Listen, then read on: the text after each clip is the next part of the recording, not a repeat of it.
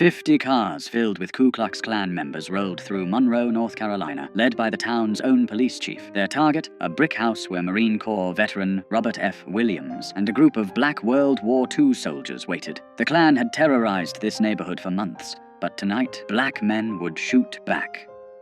Monroe, North Carolina sat 30 miles southeast of Charlotte, a small textile town of 12,000 people where cotton mills provided jobs and Jim Crow provided the rules. The railroad tracks divided white from black, prosperity from poverty, safety from terror. On one side lived the people who ran the town, on the other lived the people who kept it running, cooking in white kitchens, cleaning white homes, working white-owned factories for a fraction of white wages. Robert Franklin Williams arrived back in Monroe in 1955, though calling it an arrival suggests he'd been welcome somewhere else. Born in this town on February 26, 1925, he'd grown up hearing stories from his grandmother, a former slave who'd given him his grandfather's rifle and told him what it meant to survive in a place that wanted you dead. His grandfather had been a Republican organizer during Reconstruction, publishing a newspaper called The People's Voice, until white violence made him choose between his voice and his life.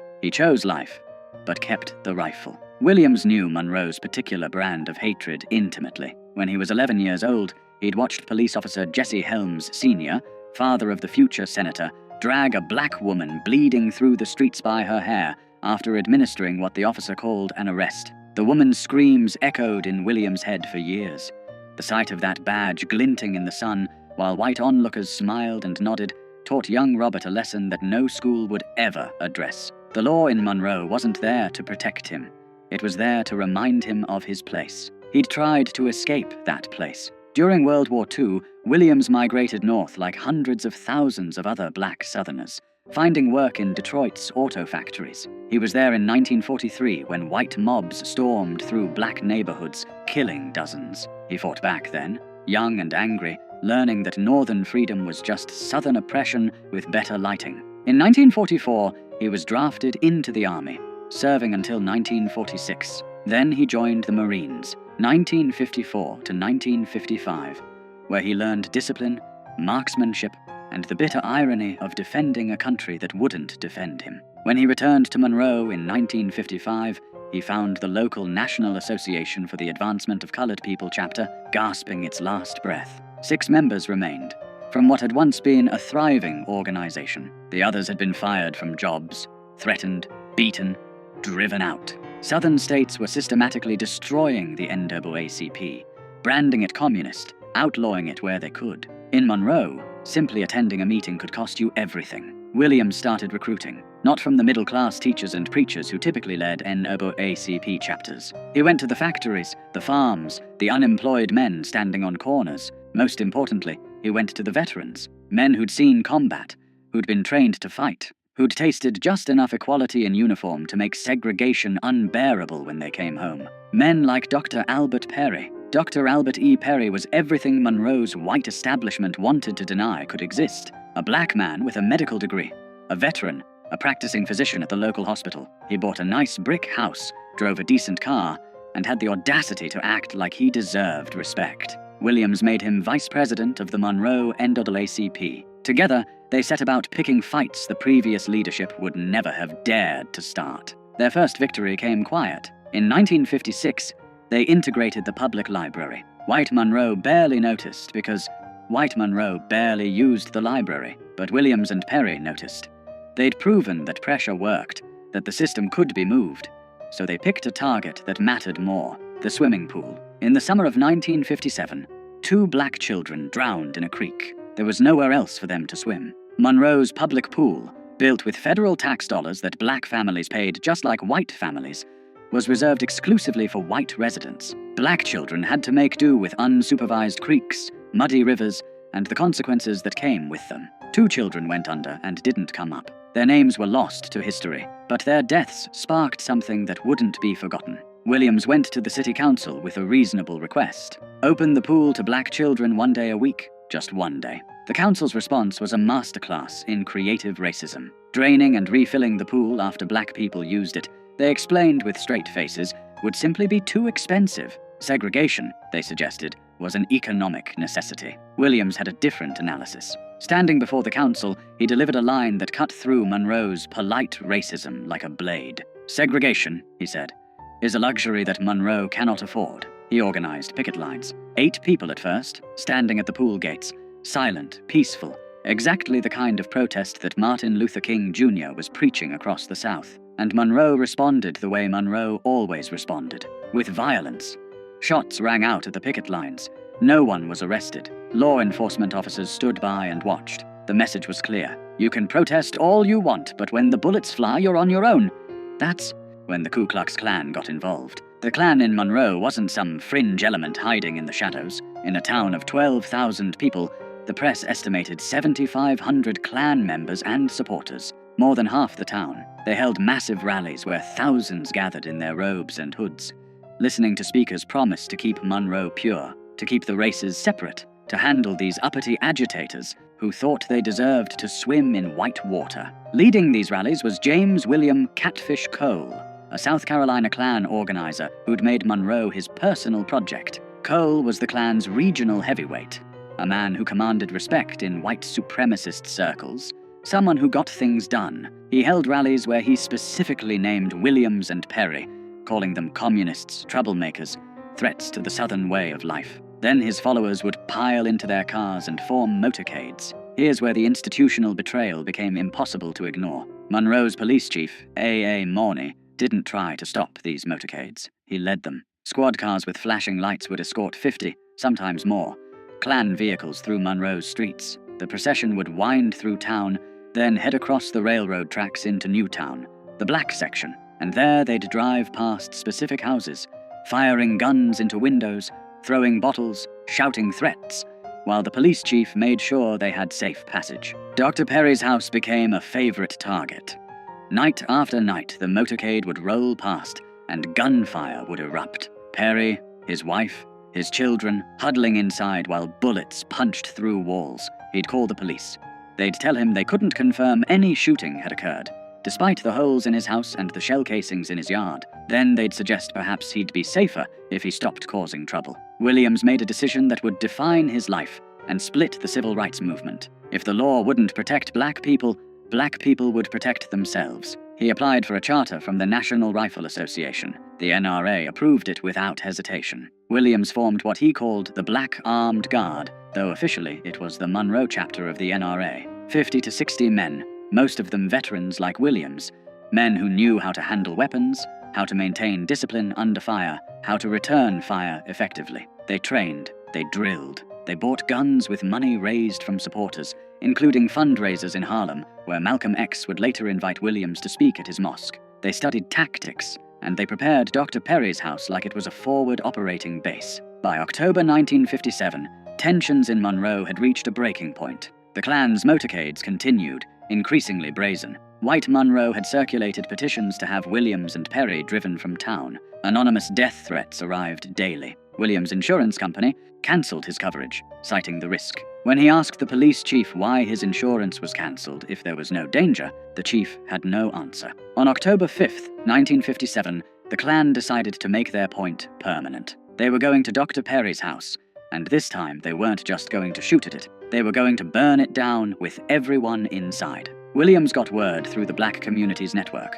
People who worked in white homes, who overheard conversations, who understood that information meant survival. The Klan was coming, in force. Tonight. Williams and his men moved into Perry's house that afternoon. They stacked sandbags along the windows. They positioned men with clear fields of fire. They made sure everyone understood the plan. No one fires first, but when they do fire, we fire back. Aim low. Disable.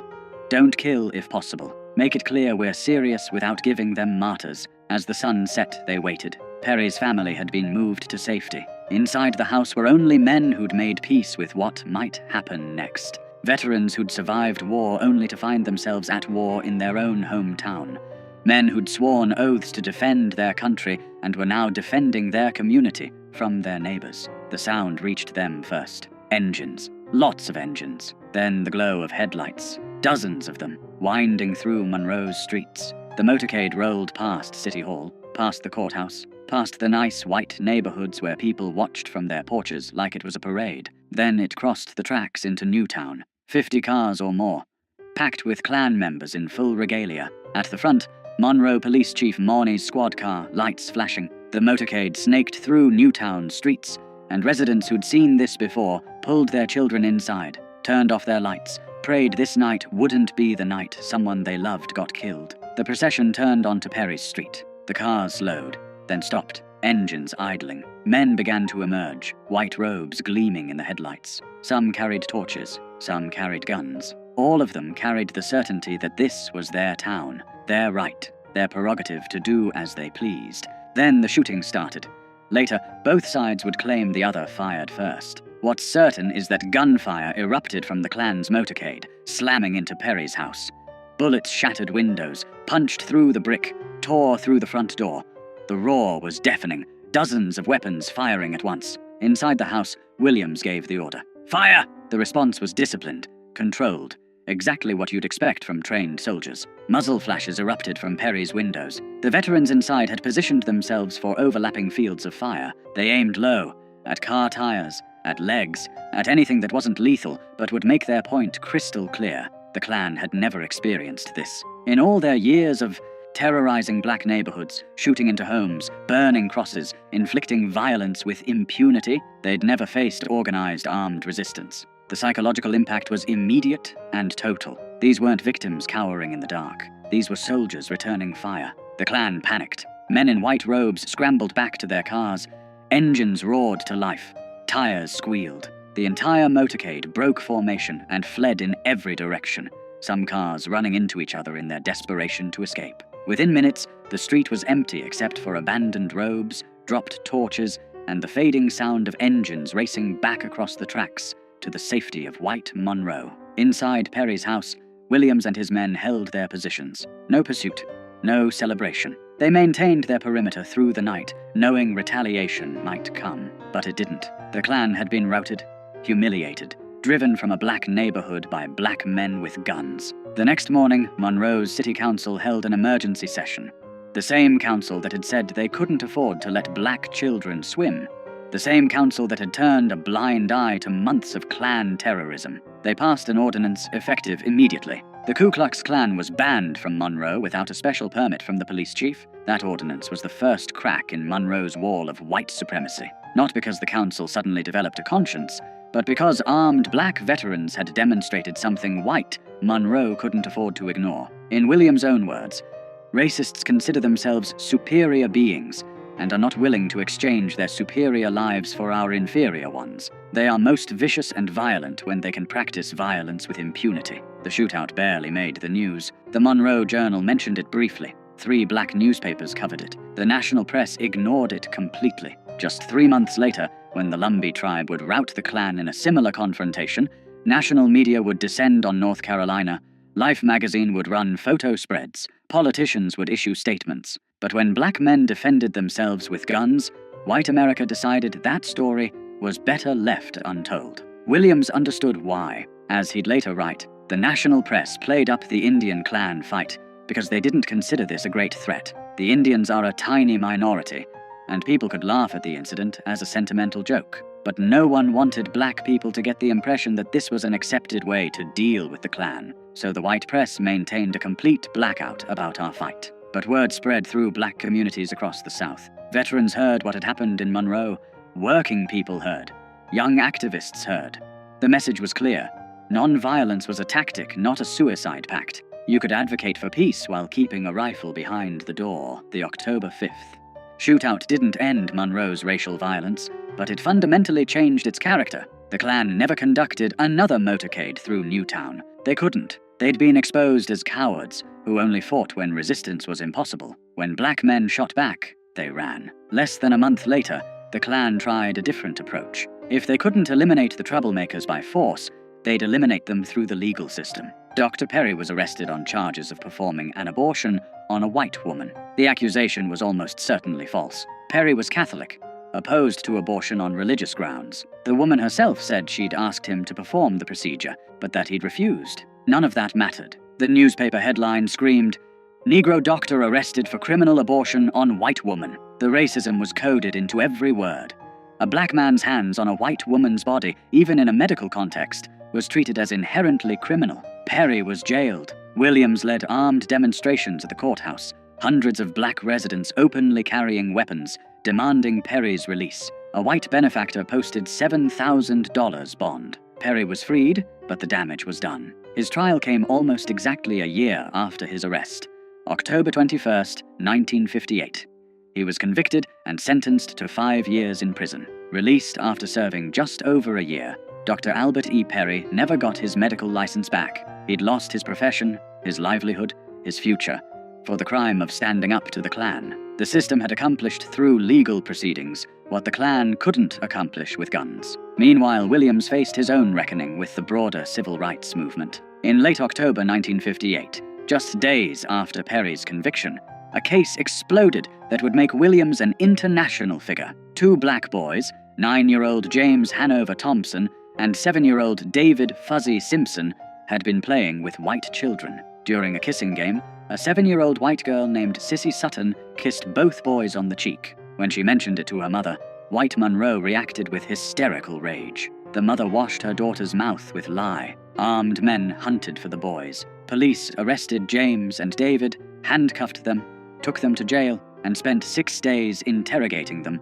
without allowing them access to parents or lawyers. They were beaten, threatened with lynching, told they'd raped a white girl. Judge Hampton Price heard the case. Such as it was, the boys had no legal representation. They stood silent, terrified. The judge interpreted their silence as a confession. He sentenced both boys to indefinite terms in reform school, possibly until age 21, for a kiss that a white girl had initiated. Williams mobilized international attention. He contacted journalists in Europe. He worked with activists in New York to form the Committee to Combat Racial Injustice. He turned the kissing case into a global embarrassment for the United States, with demonstrations in Paris, Rome, and Vienna. Former First Lady Eleanor Roosevelt intervened with North Carolina's governor. President Eisenhower received thousands of letters. After 3 months, on February 13, 1959, Governor Luther Hodges pardoned the boys without explanation or apology. They were released. Their lives were destroyed. James Thompson would spend most of his adult life in and out of prison. David Simpson largely disappeared from the record. In 2011 interviews, James's sister Brenda would remember sweeping bullets off their front porch every morning while the Klan burned crosses in their yard. The kissing case made Williams famous, but it also made him a target. Then came the event that would force him into exile. In May 1959, a Monroe court heard the case of Mary Ruth Reed, a 23-year-old black woman who was 8 months pregnant when Louis Medlin, a white man, assaulted her and attempted to rape her. Medlin was charged. The trial was brief. The all-white jury deliberated briefly, not guilty. Williams stood on the courthouse steps as Medlin walked free, and he said something that would end his leadership of the Monroe NAACP. Black women approached him, devastated, asking what they were supposed to do now that white men knew they could assault black women with impunity. Williams told them, "We cannot rely on the law. We must defend ourselves. If it takes violence to get justice, then we must meet violence with violence." The next day, National NAACP head Roy Wilkins called. Williams confirmed he'd made the statement and would repeat it. Within hours, Wilkins suspended Williams from the NAACP for 6 months. The organization Williams had rebuilt from 6 members to hundreds, the chapter that had achieved what no other Southern NAACP chapter had dared attempt, was now too militant, too aggressive, too willing to fight back. Williams didn't stop. He founded a newsletter, The Crusader, continuing his grandfather's tradition of publishing. He continued organizing. In 1961, when Freedom Riders came to Monroe, Williams' armed guards protected them. When white mobs attacked non-violent demonstrators, Williams' men formed defensive perimeters. Martin Luther King Jr. refused to visit Monroe, specifically because Williams' armed guards were there. The philosophical divide between non-violence and self-defense had become irreconcilable. On August 27, 1961, violence erupted in Monroe again. Freedom Riders had been demonstrating. White mobs attacked. In the chaos, a white couple from a nearby town, Bruce and Mabel Stegel, drove into Newtown by accident. Residents surrounded their car, thinking it was part of the mob. Williams personally intervened, brought the couple into his own home for protection, kept them safe for 2 hours until tensions cooled, and they could leave unharmed. The Stegels left safely. Then Monroe Police Chief Morney, the same man who'd led KKK motorcades,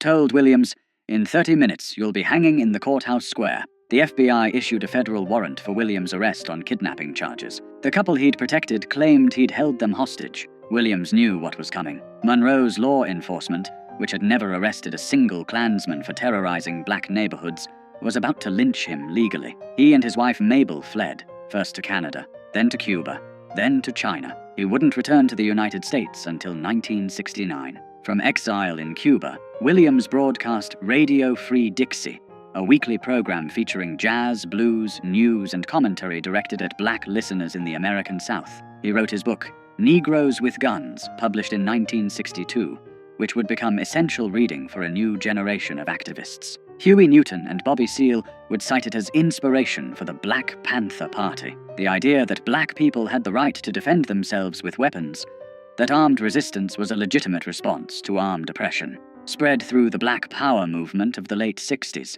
the kidnapping charges were finally dropped in 1975. Williams returned to Michigan, where he lived quietly until October 15, 1996, when he died of Hodgkin's lymphoma at age 71. Rosa Parks delivered his eulogy in Monroe, the town that had driven him into exile for daring to suggest black people deserved to swim in public pools. The night of October 5, 1957, changed nothing and everything. Monroe remained segregated. The Klan remained powerful. Racism remained the law. But something had shifted. Black men with military training had demonstrated that white supremacist violence wasn't cost-free. They'd shown that victims could become defenders, that terror could be met with resistance, that the oppressed didn't have to die quietly. History tried to forget that night. The civil rights narrative we teach emphasizes nonviolence, peaceful protest, moral suasion. We celebrate the bus boycotts and sit-ins, the marches and speeches. We're less comfortable acknowledging that sometimes black people survived because they had guns and knew how to use them. That veterans who'd fought fascism overseas came home and fought it at home. That the Klan stopped terrorizing certain neighborhoods because they knew armed men waited in the darkness. Robert F. Williams never apologized for October 5th. In his book, he wrote, "It has always been an accepted right of Americans, as the history of our western states proves, that where the law is unable to enforce order, the citizens can and must act in self-defense. We asserted this right, and we did what the law officers refused to do. We stopped the terror. We stopped it permanently." The Monroe shootout poses an uncomfortable question for American history. How much of the progress we credit to moral appeals actually came from the threat of armed resistance? How many white supremacists backed down not because they'd seen the light, but because they'd seen what happened when black veterans shot back? How much of the civil rights movement's success depended on the unspoken pressure of men like Williams, proving that black communities could defend themselves if pushed too far? We'll never know for certain. What we do know is that after October 5th, 1957, the Klan never conducted another armed motorcade through Monroe's black neighborhoods. We know that the city council passed an anti-Klan ordinance the very next morning after refusing to act for months. We know that white Monroe's terrorism lost its impunity. And we know that black veterans, men who'd been told they weren't good enough to swim in public pools, proved they were more than good enough to stand their ground when armed mobs came calling. The story of that night, and the man who organized the resistance, deserves more than a footnote. It deserves to be told in full as a reminder that justice in America has often been extracted at gunpoint by people who refused to die quietly. Robert F. Williams and his men didn't start the violence in Monroe. They just finished it.